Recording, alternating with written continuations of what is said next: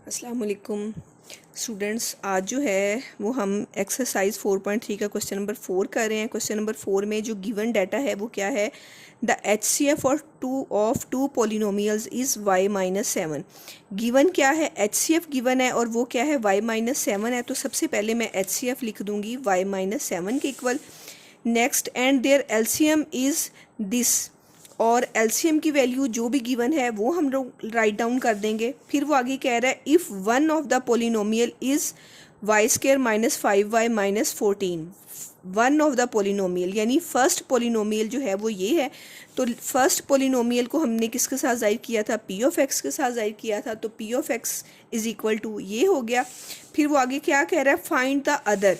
Other कौन सा होता है, सेकंड होता है, और सेकंड वाले को हम किसके साथ रिप्रेजेंट करते हैं, क्यू ऑफ एक्स के साथ रिप्रेजेंट करते हैं। तो यहाँ पे हमने क्यू ऑफ एक्स लिख के हमने क्या कर दिया, फाइंड करना है। आपके पास जो रिलेशनशिप है इनके दरमियान वो क्या है, LCM multiply by HCF is equal to P of X multiply by Q of X. अब हमने क्यू ऑफ एक्स फाइंड करना है। तो बेटा जैसे मैंने आपकी पहली वीडियो में बताया था कि जो चीज़ हमने फाइंड करनी है उसके साथ वाले को उठाएंगे और दूसरी तरफ ले जाएंगे। यहाँ पे अब क्यू ऑफ एक्स फाइंड करना है। पी ऑफ एक्स इधर मल्टीप्लाई हो रहा है, इस तरफ आएगा तो क्या हो जाएगा, डिवाइड हो जाएगा।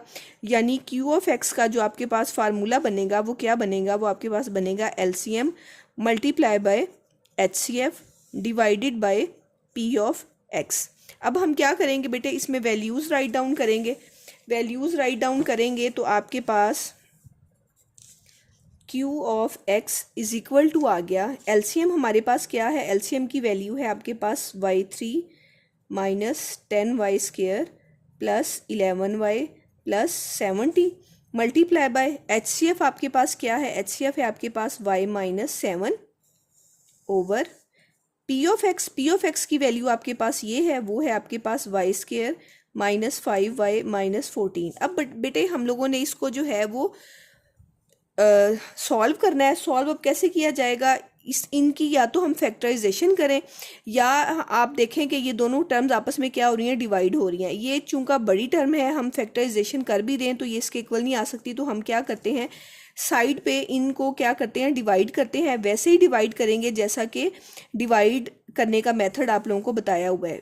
ऊपर वाला एक्सप्रेशन हमेशा जो है वो अंदर रखा जाता है, वो डिवाइडेंड होता है, ठीक है। और नीचे वाले एक्सप्रेशन से हम क्या करते हैं, डिवाइड करते हैं। डिवाइड करना भी लास्ट पूरी एक्सरसाइज मैंने आप लोगों को बताई है और आप लोगों को जो है वो पता भी है। तो मैं आप लोगों को जो है ना अब बताती हूँ कि बेटे आपको डिवाइड करने का मैंने मेथड बताया है कि आपने सबसे पहले क्या करना है, इसकी फर्स्ट टर्म और इसकी फर्स्ट टर्म को देखना है कि हमने इसको किसके साथ मल्टीप्लाई करें।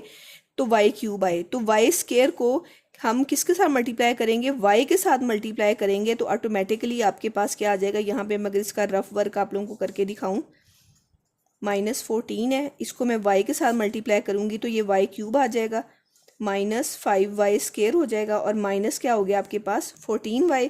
अब हम क्या करेंगे, यहाँ पे y लिखेंगे और यहाँ पे जो आपके पास आंसर आया है y³ - 5y² - 14y हमने लिख दिया।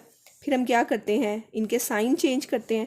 साइन चेंज कर दिए तो ये प्लस का नंबर माइनस के नंबर से कैंसिल हो गया। यहाँ पे आपके पास -10 है और यहाँ पे +5 है, माइनस हो गए तो आपके पास -5y² रह गया। ये भी आपके पास प्लस का है, ये भी प्लस का है। तो यहाँ पे आपके पास +11 और +14 आपस में इकट्ठे होके क्या हो गए, आपके पास +25y हो गए और यहाँ पे क्या है, +70 है। अब बेटे आपने क्या करना है, फिर इस फर्स्ट टर्म और इस फर्स्ट टर्म को देखना है कि -5y² लाने के लिए हम इसको किसके साथ मल्टीप्लाई करें।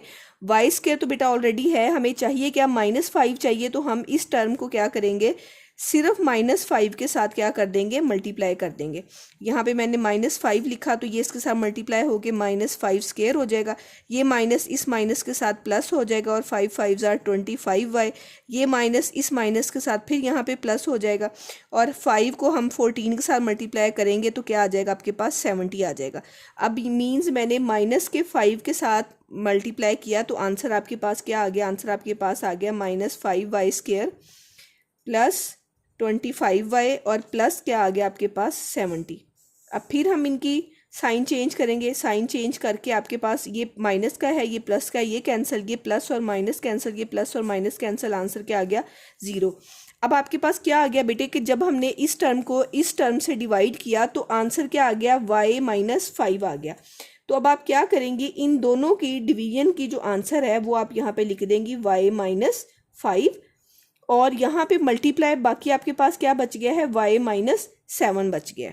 ठीक है, इन दोनों के मल्टीप्लिकेशन से जो आंसर आ गया वो राइट डाउन कर दिया, और जो यहाँ पे आपके पास साथ वाली टर्म थी वो मैंने क्या कर दी, राइट डाउन कर दी। अब हम क्या करेंगे, इन दोनों को आपस में मल्टीप्लाई करेंगे। मल्टीप्लिकेशन का मेथड भी पता है कि फर्स्ट टर्म जो है वो फर्स्ट टर्म के साथ पहले मल्टीप्लाई होती है, फिर आपके पास जो है यही फर्स्ट टर्म जो है वो सेकंड के साथ मल्टीप्लाई होती है। तो यहाँ पे y के साथ मिलके y स्क्वायर हो गया, फिर y 7 के साथ मल्टीप्लाई होगी, माइनस का 7y, फिर इसी तरीके से 5 जो है वो y के साथ में मल्टीप्लाई होगा, और 5 जो है वो 7 के साथ भी मल्टीप्लाई होगा। माइनस का 5 जब y के साथ मल्टीप्लाई हुआ तो माइनस के 5y हो गए, और ये माइनस इस माइनस का मल्टीप्लाई होके माइनस माइनस प्लस, और 5 7 जार क्या हो गया, 35।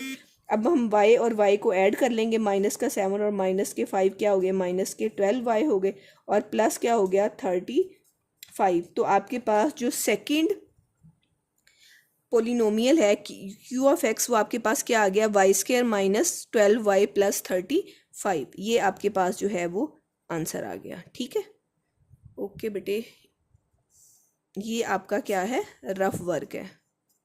आप साइड पे कर दें फिर भी कोई मसला नहीं है, ये क्वेश्चन पे ऐड कर दें तो भी नहीं है, साइड पे यूं कर दें तो भी ठीक है। ओके बेटे।